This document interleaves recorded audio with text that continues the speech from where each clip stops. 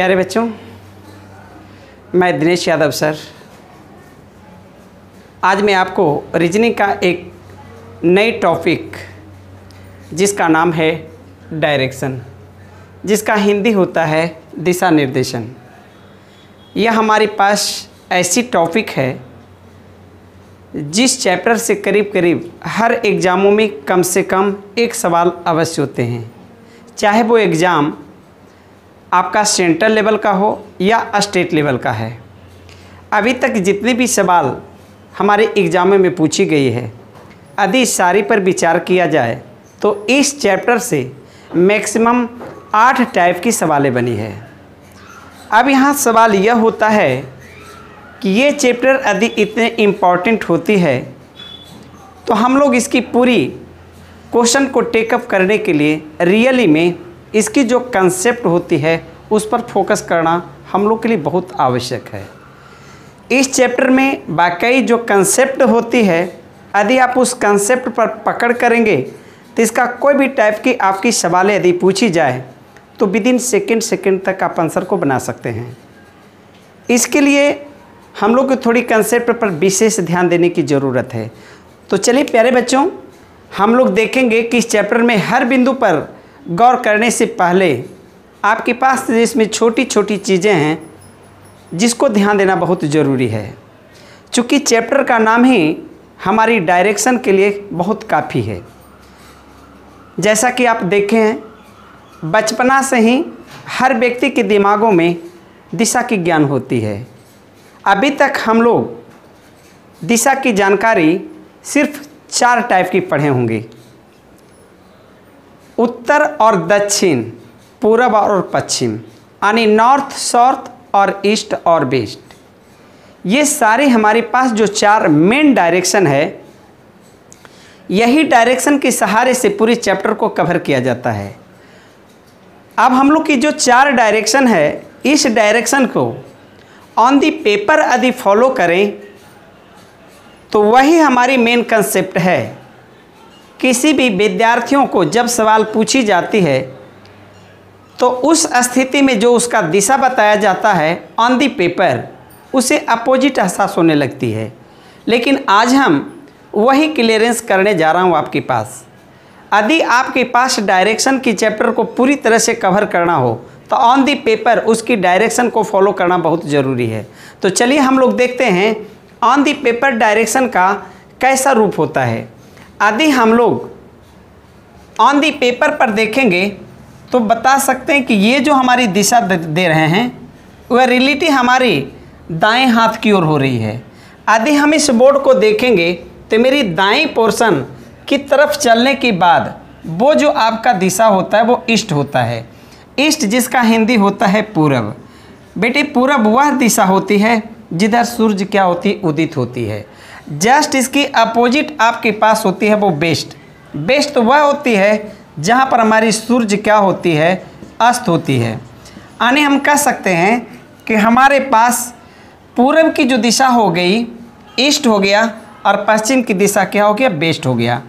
अब हम लोग यदि इसे इस प्रकार से निशान दें तो ये जो ऊपर की दिशा बता रही है, ऊपर की पार्ट हमारे पास नॉर्थ की पोजीशन को बताता है, जिसका हिंदी उत्तर होता है। यानी उत्तर की दिशा को शो करना है तो ऊपर की ओर चलना है। और जस्ट इसकी जो अपोजिट होती है जिसे हम साउथ बोलते हैं, इसको दक्षिण बोला जाता है। अब यहाँ पर देखेंगे कि रियलिटी ने हमने 4 डायरेक्शन की जानकारी लिया। प्यारे बच्चों, यही मेरी 4 डायरेक्शन रियल में आपकी मेन डायरेक्शन के नाम से जाना जाता है। तो ऑन दी पेपर हम लोग को फिक्स रहेगा कि जब भी हम लोग दाएं हाथ की ओर चलेंगे तो पूरब की पोर्शन बताएगा, और ये हम लोग बाएं हाथ की तरफ चलेंगे तो पश्चिम होगा, और जब ऊपर की ओर जाएंगे तो उत्तर, और जस्ट उसका अपोजिट दक्षिण हमारे पास नीचे की ओर होता है। ये डायरेक्शन का पार्ट हमारे पास जब हम वर्ल्ड लेवल की मैप को देखते हैं या इंडिया लेवल की मैप को देखते हैं तो उस मैप में आप देखेंगे दाएं तरफ सबसे ऊपर में आपके पास यही प्लस का निशान रहेगा, जिसमें ऊपर आपकी नॉर्थ और नीचे साउथ और दाएं ईस्ट और वेस्ट की पोर्शन का प्रदर्शन किया जाता है। अर्थात इसी के सहारे पूरे संसार के नक्शे को कवर किया जाता है। तो हम लोग यहाँ पर देखेंगे कि हमने मूल रूप से आपकी 4 दिशाओं की जानकारी दिया। अब एक बात आती है कि इस डायरेक्शन की चैप्टर में कोई व्यक्ति किसी खास स्थान से किसी न किसी दिशा में वो वॉकिंग करता है, चलता है, और चलने के बाद वह आगे के क्रम में कभी दाएं और बाएं की पोर्शन लेता है, और उसी से संबंधित हमारे पास इस डायरेक्शन के चैप्टर में पूरी क्वेश्चन को कवर किया जाता है। अब यहाँ एक सवाल आती है, क्या हमारे पास रियल में डायरेक्शन का पार्ट 4 ही होता है क्या? अब हम लोग देखेंगे एक नई डायरेक्शन की पार्ट। जैसा कि आपने फिगर में देखा, मान लो हमारे पास ये बिंदु है। यह ऐसा बिंदु है जिस स्थान से इस चारों दिशा में से कोई भी व्यक्ति दूरी तय कर सकता है। लेकिन हम बताते हैं कि कोई ऐसे भी व्यक्ति हो जो इस मूल स्थान से ना वो नॉर्थ जाता हो ना वो ईस्ट जाता हो, यदि वो इस दिशा में चले, तब आप बता सकते हैं कि ऐसी दिशा का हम लोग नामकरण क्या करेंगे। प्यारे बच्चे, इस बातों पर गौर करेंगे। यदि 2 मेन डायरेक्शन के बीच में यदि आपके मूल स्थान से दिशा बताई जाए तो इसका कोई एक विशेष नाम नहीं होती है, बल्कि मेन डायरेक्शन के आधार पर ही हम इसका नाम देते हैं। अर्थात नॉर्थ और ईस्ट का हमारी मेल से इसको नॉर्थ और ईस्ट कह सकते हैं। अर्थात अब बताएं, मेन डायरेक्शन के सिवाय भी हमारे पास एक दिशा बनी, और ये जो दिशा बनी इसको हम सब डायरेक्शन के नाम से जानते हैं। क्या आपने सब डायरेक्शन दिया तो क्या इसका अपोजिट भी तो हो सकता है? तो अपोजिट में ये दोनों मेन डायरेक्शन है जिसकी मेल से दिशा बनती है, अर्थात हम कहेंगे साउथ और वेस्ट। अच्छा, जस्ट हमने ये और ये सब डायरेक्शन किया, क्या ये भी तो आप सब डायरेक्शन कर सकते हैं? तो क्या इस सब डायरेक्शन को बनाने के लिए आपके पास साउथ और ईस्ट की ज़रूरत है? अर्थात लिखेंगे साउथ और ईस्ट, और जस्ट नॉर्थ और वेस्ट, यानी ये डायरेक्शन आपकी नॉर्थ और वेस्ट हो गया। अच्छा, अब आप देखेंगे ये जो मैंने आपको डायरेक्शन बताया, अब यहाँ पर बताएंगे टोटल कितने डायरेक्शन होगी। तो टोटल डायरेक्शन की संख्या मेरे पास कितना होगी? 8 हो गया। अब यह डायरेक्शन की मेन बिंदु से कोई भी व्यक्ति किसी भी दिशा में चल सकता है। उसे जिधर भी जाना है, हर दिशाओं की अब दिशा मेरे को मालूम हो सकती है। तो हम लोग की दिशा की चैप्टर में इस कंसेप्ट को समझना बहुत ज़रूरी था। अब हमारे पास एक स्टेप होती है, उस स्टेप को हम लोग को समझना बहुत ज़रूरी है। अच्छा, ऐसा माना जाए कोई व्यक्ति किसी खास स्थान से किसी दिशा में चलता हो, सपोजिंग करें वह पर्सन उत्तर की ओर चलता हो। यदि हम लोग बोलें कि वह अपने घरों से उत्तर की दिशा में चल रही हो, तो इसको बाय डायग्राम हम लोग कैसे फॉलो करेंगे? तब हम लोग वहाँ एक बात देखेंगे। मान लो कि कोई व्यक्ति है जो अपने घर से उत्तर की दिशा में चलती है, तो हम लोग इस तरह से निशान देंगे, यानी ये बताना चाहता है कि आप उत्तर की ओर जा रहे हैं। सपोजिंग करें यदि वो व्यक्ति ईस्ट की ओर जाना चाहे, यानी पूरब की ओर जाना चाहे, ये आपकी नॉर्थ और ये आपकी ईस्ट हो गई। यदि वो ईस्ट की ओर चलेंगे तो ऐसा देना होगा। लेकिन यदि कोई व्यक्ति अपने घरों से न नॉर्थ जाए न ईस्ट जाए, यदि नॉर्थ ईस्ट दोनों स्थिति की बात बताई जाए, तो 100% है ये दोनों मेन डायरेक्शन के बीच से आपको लाइनिंग करना होगा। ये वो डायरेक्शन होता है जिसमें 2 मेन डायरेक्शन होती है, अर्थात इसको हम लोग बोलते हैं नॉर्थ और ईस्ट। अच्छा, अब बताइए, ये तो मैंने यहाँ भी फॉलो करवाया था आपके पास, लेकिन ये डायरेक्शन का फिगर देने के पीछे एक राज है। क्या राज है? हो सकता है कि हमारी ये जो पहले की स्थिति है, इस बिंदु से अधिक कोई व्यक्ति न इधर जाता हो न इधर जा सकता है। क्या ऐसा भी तो हो सकता है कोई व्यक्ति इस दिशा में जा सकता है? ऐसा भी तो हो सकता है कुछ व्यक्ति ऐसा जा सकता है। अब बताओ प्यारे बच्चों, यदि हम दिशा की बात बताएंगे, अब इस दिशा का नाम क्या दोगे? अरे, इस मेन डायरेक्शन से तो आपने इसका सब डायरेक्शन बनाया, लेकिन अब इस मेन और सब डायरेक्शन के बीच में दिशा है, अब उसका आप नाम क्या देंगे?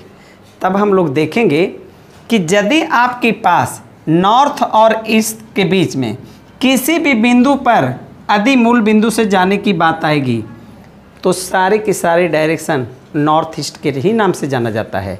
आने इसके लिए कोई विशेष नाम नहीं, बल्कि नॉर्थ ईस्ट ही इसके लिए सूचक होती है। अर्थात यहाँ एक बात पता चली कि नॉर्थ ईस्ट के बीच किसी भी बिंदु पर मूल बिंदु से हम लोग सफ़र करेंगे, कन्फर्म है उसकी दिशा नॉर्थ ईस्ट के नाम से ही जाना जाएगा।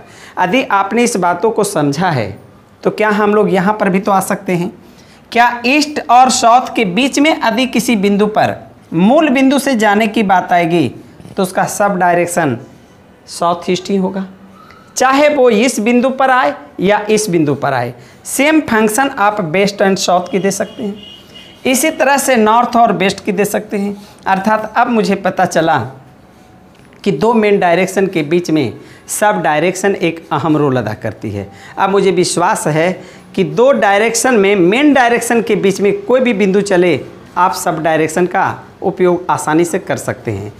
चलिए प्यारे बच्चों, इतना कहने के बाद हम आपके पास दो शब्दों की जिरह और करेंगे। हमारी पूरी के पूरी चैप्टर में आपके पास राइट और लेफ्ट की फंक्शन होती है, उस बातों को समझना बहुत ज़रूरी है। यह ऐसा बिंदु है जो हर बच्चों के लिए बहुत बड़ी परेशानी करती है। तो चलिए हम लोग उस बिंदु पर डिस्कस करते हैं। हमारे पास सपोजिंग करें, इसमें आपके पास एक राइट शब्द आता है और एक लेफ्ट। इस राइट का जो हिंदी होता है उसको दायां बोला जाता है, और यदि हमारी लेफ्ट की बात आएगी तो इसको बायां बोला जाता है। अच्छा, अब यहाँ पर देखेंगे एक दायां और एक बायां। अच्छा, इस बात को समझने के लिए हम आपको एक शब्द का प्रयोग करेंगे। जैसे आप घड़ी की दिशा में यदि मूविंग करेंगे, यानी घड़ी जिस दिशा में चलती है यदि उस दिशा में आप मूविंग करेंगे तो वैसे मूविंग के तरीका को राइट बोला जाता है। और घड़ी के चलने की दिशा यदि विपरीत मूविंग करते हैं तो आपको लेफ्ट बोला जाता है। यानी मूविंग का दो तरीका, एक राइट और एक लेफ्ट, जिसकी पहचान घड़ी की दिशा से ही मानी जाती है। लेकिन यहाँ पर एक शब्द दिया गया है only for right and only for left. प्यारे बच्चों, एक व्यक्ति घड़ी की दिशा में मूविंग करेगा, तो क्या घड़ी की दिशा मूविंग का मतलब क्या होता है? क्या चारों तरफ घूमते रहेंगे? वो चारों तरफ घूमने की पार्ट का एक फेज बांटा गया है। यदि कोई व्यक्ति किसी दिशा में चल रहा हो और यदि अपने आप में वो राइट मूविंग की बात आएगी तो उसका एक सीमा है, एक राइट एक समकोण के बराबर होती है। एक समकोण का मतलब है 90 डिग्री। यदि वो मेन डायरेक्शन से राइट हो जाए या लेफ्ट हो जाए, इट मीन्स वो 90 डिग्री की एंगल बनाएंगे।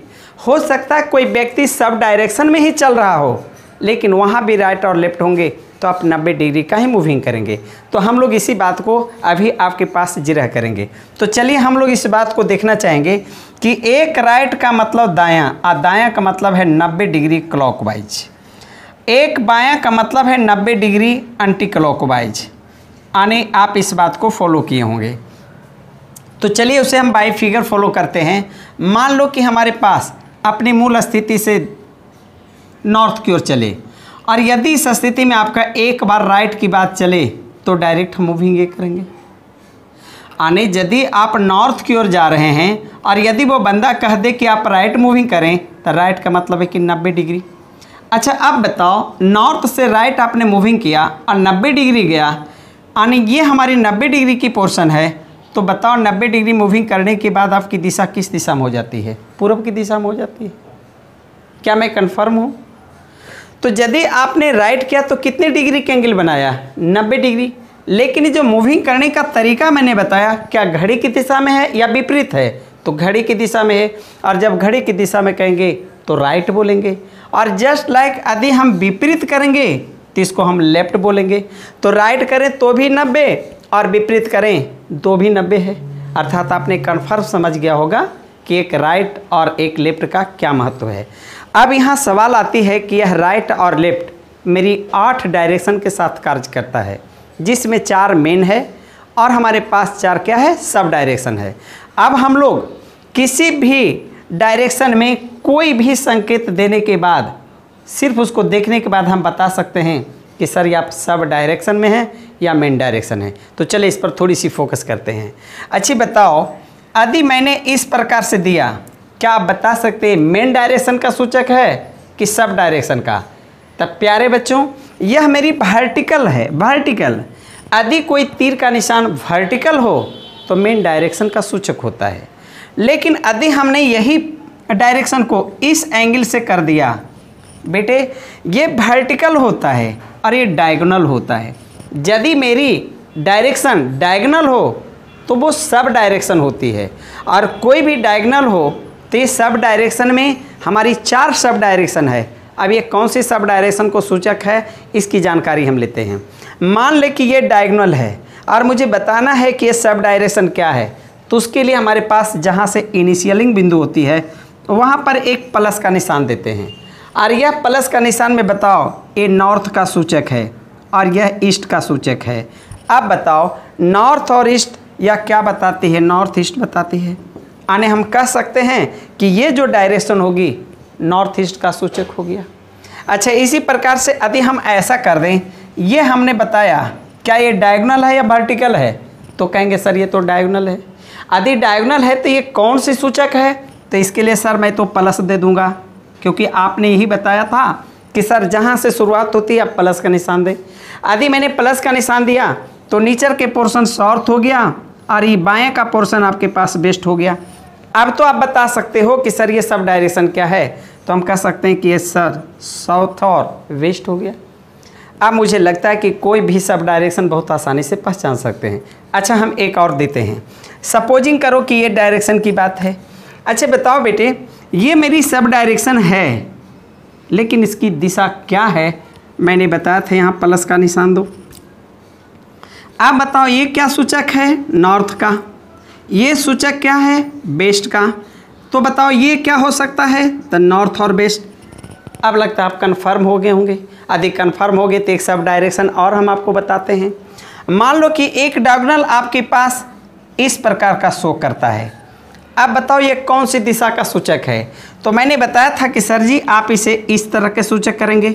अब बताओ ये हमारी ईस्ट है और ये आपके पास साउथ है, तो बताओ इस दोनों की सहयोग से साउथ और ईस्ट हो सकता है।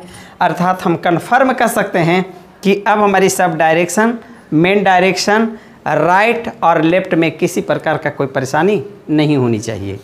आपने यहाँ तक की बातों को बहुत अच्छे से समझा होगा। अब हमारे पास इन सारी टाइप्स, मैंने बताया था कि डायरेक्शन की टोटल 8 टाइप्स होते हैं, और 8 टाइप पर मैंने बोला था बारी से बारी, माने प्रत्येक टाइपों पर हम लोग की फोकस बहुत गहरे होंगे। लेकिन प्यारे बच्चों, उस फोकस को करने के लिए ये जो मैं कंसेप्ट दे रहा हूँ यही सबसे ज़्यादा आखिरी है। यदि इस कंसेप्ट पर फॉलो नहीं करेंगे तो मेरी 8 टाइप की जो भी सवालें होंगे वहाँ समझना आपके लिए बहुत दुर्बल हो सकता है। इसीलिए मैं कहता हूँ कि जो भी बातें अभी आपको समझा रहे हैं इसे बारीकी से समझने का प्रयास करेंगे। तो चलिए थोड़ी सी और एक कंसेप्ट है जिससे अहम रोल है पूरी डायरेक्शन के क्वेश्चन को हल करने के लिए, शायद उसे भी हम प्रैक्टिकली आपको फॉलो करवाने का प्रयास करेंगे। तो चलिए हम लोग देखते हैं। मान लो प्यारे बच्चे कि यदि हमारी मूल डायरेक्शन से कोई व्यक्ति नॉर्थ की ओर चलता है, क्या मैंने बताया था कोई भी मानव स्वतंत्र होता है, चलते के क्रम में एक बार राइट मूविंग किया, तो क्या आप बता सकते कि नॉर्थ का जो राइट होगा वो तो ईस्ट होगा, और वो राइट होने के बाद फिर पुनः किसी कारणवश लेफ्ट हो गया। अच्छा अब बताओ, यहाँ तर्क चलती है। कोई व्यक्ति अपने स्थानों से एक बार राइट कर लिया और फिर पुनः अपने दिमाग को चेंज करके फिर से पुनः लेफ्ट आ गया, तो हम तो कह सकते हैं कि पहले जिस स्थिति में था वही स्थिति आज भी है। अर्थात मेरी प्रश्न को हल करने के लिए प्यारे बच्चों, कोई अपनी मूल बिंदु से एक बार राइट करे और एक बार लेफ्ट करे, उसकी दिशा में कोई चेंजिंग नहीं है। ये हमारी हॉट ट्रिक है। आने हम लोग कह सकते हैं कि एक बार राइट और एक बार लेफ्ट, यदि दोनों हमारे पास मूविंग एक साथ मिलता हो तो हम लोग कह सकते हैं नो चेंज, आने इसमें किस दिशा में कोई परिवर्तन नहीं होगी। क्या आप इसे कन्फर्म हैं? कोई भी एक दिशा में चलना शुरू करे, एक बार राइट और एक बार लेफ्ट हो जाए, तो समझ लो कि जिस दिशा में वो चल रहा था आज भी वही दिशा में चल रहा है। चलिए हमारे पास अगली बात है। अच्छा ऐसा भी तो कभी कभी हो सकता है कि कोई व्यक्ति नॉर्थ की ओर चला, एक बार राइट और पुनः एक बार राइट। अच्छा अब मैं बताना चाहता हूँ कि जिस वक्त चला था उसका दिशा तो नॉर्थ था, लेकिन 2 बार आपने राइट किया तो आज आपकी दिशा किधर है? साउथ। अर्थात आपकी दिशा क्या होगी? अपोजिट हो गई। तो क्या अपोजिट कब हो सकती है? जब सेम ही मूविंग आप एक जोड़े के रूप में करेंगे। या तो वो राइट राइट कर दो और नहीं तो लेफ्ट लेफ्ट कर दो, स्वाभाविक ही आपकी डायरेक्शन क्या होगी? अपोजिट हो जाएगी। अर्थात हम कह सकते हैं 2 बार राइट होने के बाद या 2 बार लेफ्ट होने के बाद आपकी डायरेक्शन क्या होगी, अपोजिट होगी। बहुत इंपॉर्टेंट इस चैप्टर का सबसे बड़ा हर्ट है। इसको नहीं समझेंगे तो आपके पास पूरे का पूरे जो हमारी प्रश्न रहेंगे आपके पास लेंदी लगने लगेंगे। आगे हमारे पास देखते हैं। अच्छा, ऐसा भी हो सकता है, एक बात और मैं बताना चाहूँगा, यदि कोई व्यक्ति नॉर्थ की ओर जा रहा है, फर्स्ट बार राइट हुआ क्या, 1 बार, सेकेंड बार फिर पुनः राइट हुआ 2 बार, और 1 बार और राइट हो गया, तो प्यारे बच्चों 3 बार राइट होने का मतलब है जो नॉर्थ में चल रहा था आज वो वेस्ट में चल रहा है। यहाँ हम कुछ कहना चाहते हैं, यदि 3 बार राइट जो आपने मूविंग किया, क्या रियल में यदि एक ही बार लेफ्ट करता तो वही जगह पहुँचता जहाँ 3 बार आपने राइट किया है। तो हम लोग कह सकते हैं 3 राइट का मतलब है 1 लेफ्ट, अर्थात हम लोग लिख सकते हैं 3 बार राइट यदि मूविंग करता हो उसका मतलब है कि 1 बार लेफ्ट है। जैसा कि आप देखें 3 बार राइट करने के बाद आप वेस्ट आए हैं, हम कहते हैं कि एक ही बार लेफ्ट करें तो भी तो बेस्ट आ सकते हैं, तो 3 बार राइट करने की क्या ज़रूरत है। जस्ट लाइक किसी की फंक्शन का अपोजिट, यदि वो 3 बार लेफ्ट करता, 1 2 3, तो क्या उसको हम 1 बार राइट तो वही पोजीशन लेंगे। अर्थात हम कह सकते हैं 3 बार लेफ्ट इज इक्वल टू 1 बार राइट। क्या आपने इस दोनों बातों को भी पूरी तरह से फॉलो किया। अब हमारे पास एक अंतिम बिंदु है जिसको बहुत अच्छे से गौर करेंगे, वो है क्या जो मैं बताना चाहूँगा। यदि कोई व्यक्ति अपने घरों से नॉर्थ की ओर चलना शुरू किया और अपने नॉर्थ की ओर जो चला वो लगातार 4 बार राइट होता है। 4 बार राइट का मतलब समझेंगे, 1 बार राइट ईस्ट, फिर पुनः आपके पास 1 बार राइट ईस्ट साउथ, फिर यहाँ से 1 राइट करेंगे वेस्ट और 1 बार और राइट करेंगे तो नॉर्थ। क्या आपको लगता है कि एक ही बिंदु पर वो 4 बार राइट करेगा, उसकी दिशा में कोई परिवर्तन नहीं होगी। तो हम लोग कह सकते हैं 4 बार एक साथ राइट करना या 4 बार एक साथ लेफ्ट करना आपके लिए नो चेंज के बराबर है, यानी उसकी दिशा में किसी प्रकार का कोई परिवर्तन नहीं होगा। प्यारे बच्चों, हमने जितनी बात आपको शेयर किया है, ये सारी बातों को यदि पूरी तरह से अपने दिल में बसा लेते हो तो इस डायरेक्शन का जितनी भी टाइप आपके पास बताया गया है, हर टाइप के सवाल में इसका योगदान बहुत ज़्यादा होता है।